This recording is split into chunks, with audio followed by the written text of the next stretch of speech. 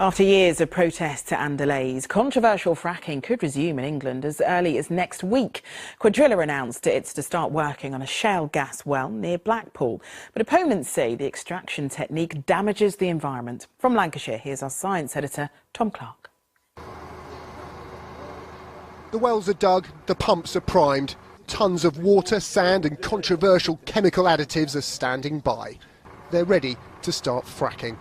The potential is huge. Not just us, but the British Geological Survey have said there's over 1,000 trillion cubic feet of gas locked up in the ground. To put that in perspective, the UK uses 3 trillion cubic feet per annum. Now, clearly, most of that won't be extracted, but even if a small proportion could be extracted, we can make a huge inroad into UK gas demand. Fracking involves drilling more than 1.5 miles into the ground and then horizontally pumping water, sand and chemicals into the rock to release gas. Opponents point out it can cause small earthquakes and that the chemicals used may contaminate the groundwater. Quadrilla's first attempt to frack near here back in 2011 did cause minor earthquakes and a nationwide moratorium. That's gone, but protests have followed their every move.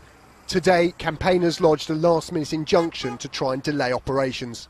This industry is inherently risky, and when it comes onshore, we need to have procedures in place to protect what happens if it goes wrong. This industry goes wrong wherever it goes. We need to protect the public when it does. Even though fracking flies in the face of the government's climate change commitments, it's fully backed companies wishing to prove it in Britain. Quadrilla is confident it'll be fracking by next Friday. These may be 2 small holes in Lancashire, but they represent a great leap forward for fracking in the UK. This promises to be the first site to be commercially fracked in England, and as such it's kind of a test case that could open up the rest of the country to fracking.